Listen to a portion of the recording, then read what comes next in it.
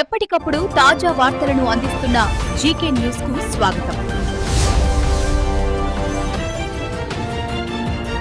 ఇబ్రహీంపట్నంలో పరిస్థితి ఒక్కసారిగా ఉద్రిక్తంగా మారింది. మాజీ మంత్రి జోగి రమేష్ నివాసంపై గూండాలు బహిరంగ దాడికి పాల్పడ్డారు.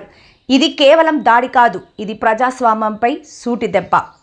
జోగి రమేష్ ఇంటిని లక్ష్యంగా చేసుకుని రాళ్లు కర్రలతో దుండగులు దాడి చేశారు. ఇంటి చుట్టుపక్కల ప్రాంతం మొత్తం అశాంతితో కమ్ముకుంది. స్థానికుల సమాచారం ప్రకారం ఈ దాడి ప్లాన్ చేసి ఉద్దేశపూర్వకంగా జరిగినట్టుగా అనుమానాలు వ్యక్తమవుతున్నాయి. ప్రశాంతంగా ఉండాల్సిన ప్రాంతం ఒక్కసారిగా యుద్ధ రంగంలా మారింది.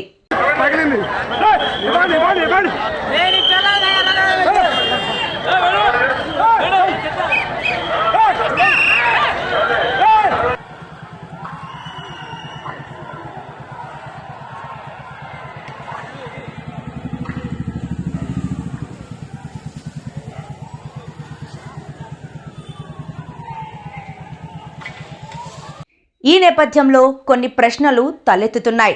గూండాలకు అంత ధైర్యం ఎక్కడిది? పోలీస్ నిఘా ఎక్కడా? రాజకీయ ప్రత్యర్థులను భయపెట్టడమే లక్ష్యమా? ప్రస్తుతం పోలీసులు ఘటనా స్థలానికి చేరుకొని పరిస్థితిని అదుపులోకి తీసుకువచ్చే ప్రయత్నం చేస్తున్నారు. అయితే ఇలాంటి దాడులు మళ్లీ జరగవు అన్న హామీ ఎవరిస్తారు? ఇది కేవలం ఒక వ్యక్తిపై దాడి కాదు, రాజకీయ హింసకు నిదర్శనం, చట్ట వ్యవస్థ వైఫల్యానికి అద్దం. ఇబ్రహీంపట్నం నుంచి ఇది బ్రేకింగ్ న్యూస్.